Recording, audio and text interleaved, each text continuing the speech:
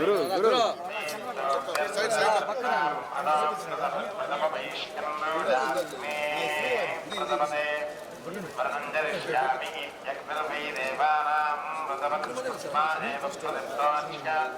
ప్రథమాలపదే పరిషా పూర్ణమాసే పదమవైతి వత్సైర్మాభాస్యామే హంచేతజోరాధనం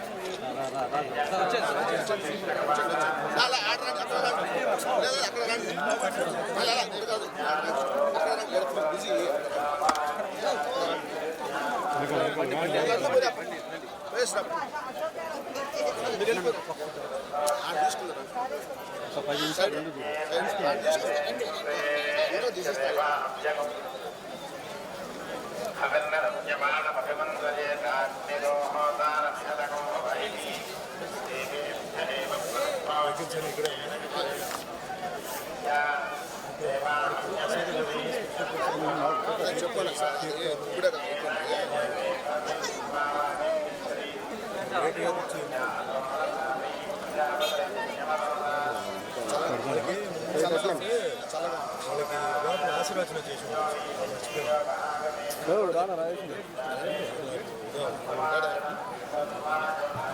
ఈరోజు చాలా ఒక మంచి దినం, నాకు చాలా ఒక సంతోషమైన దినం. ఏంటంటే గుడి మొత్తం శుభ్రం చేసి, అంటే మా ఉగాది సందర్భంగా ముందే శుభ్రం చేసి ఈరోజు ఉదయం అన్ని శుభ్రం చేసిన తర్వాత అడుగు పెట్టాను.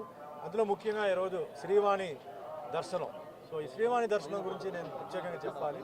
ఇది చాలా మంచి ఒక ప్రోగ్రామ్ ఇది. ఎందుకంటే అనేక రకమైన మనుషులు వస్తుంటారు, వాళ్ళకి సమయం, వాళ్ళకి కొన్ని అంటే లగ్జరీస్ అవన్నీ ఉంటాయి.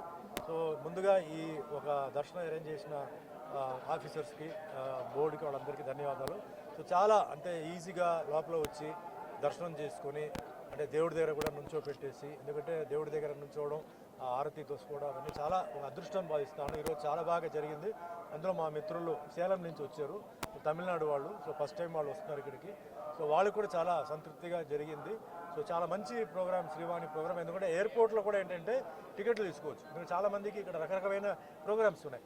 So those who can afford, అంటే ఎవరికైతే స్తోమత ఉందో ఎయిర్పోర్ట్లో కూడా తీసేసుకొని కిందకి వెళ్ళి మొత్తం దర్శనం చేసుకొని మరుసటి రోజు వచ్చి దర్శనం చేసుకొని వెళ్ళడానికి టైమింగ్ కూడా చాలా కన్వీనియంట్ టైమింగ్ ఇచ్చారు. అంటే మరీ కొందరికి తొందర అయితే కొన్ని ఇబ్బందులు ఉన్నాయి, హెల్త్ ప్రాబ్లమ్స్ ఉంటాయి కాబట్టి చాలా కన్వీనియంట్ అండి. సో చాలా సంతోషం. అందరికీ ఆ భగవంతుడు ఆశీర్వాదాలతో అందరూ ఉన్నత స్థాయికి ఎదగాలి, వాళ్ళ కష్టం అంతా దూరం అయిపోయి. ముఖ్యంగా మా అభిమానులందరికీ చేతులెత్తే నమస్కారం పెడుతున్నాం. మా నిర్మాతలు, దర్శకులు, టెక్నీషియన్స్ అందరూ బాగుండాలి, చాలా హ్యాపీగా ఉండాలి. ఇదే మాదిరిగా అందరూ తిరుపతికి రావడం, స్వామివారు ఆశీర్వాదం తీసుకోవడం, వాళ్ళ జీవితంలో అంటే విద్య, వైద్య, పెళ్ళిళ్ళు, గిళ్ళిళ్ళు అన్నీ చక్కగా జరగాలి. భగవంతుడి ఆశీర్వాదం అందరిపై ఉండాలి, మీపై కూడా ఉండాలి. Thank you.